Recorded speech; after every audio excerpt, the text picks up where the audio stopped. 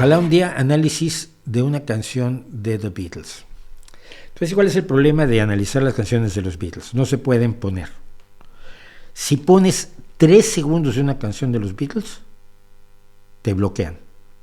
Y no te quitan la monetización, que es lo que normalmente se hace. O sea, en Aura Música yo nunca cobré la monetización. Toda la monetización la cobraban los artistas. Y esto ya lo sabía yo desde que empecé el proyecto, ¿no? Pero no, los Beatles bloquean.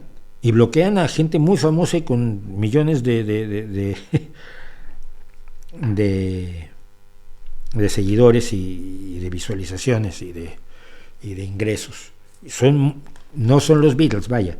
Quien posee actualmente los derechos de las canciones de los Beatles es tremendamente violento con sus derechos de reproducción. No sé quién es la compañía que tenía Michael Jackson, que no se los quiso vender a Paul McCartney. Entonces, si algún día analizo una canción que me parece lo más impresionante de los Beatles, probablemente Something. No la voy a analizar porque músicos inteligentes y más conocedores que yo la van a analizar, pero te recomiendo 2 cosas y tú analízala. Primero, oye Something y concéntrate en el bajo. Lo que hace Paul McCartney en Something no tiene nada que ver con lo que normalmente cualquier persona, por buen bajista que sea, es capaz de hacer en el bajo. No es que sea técnicamente complejo, es que musicalmente es delirante.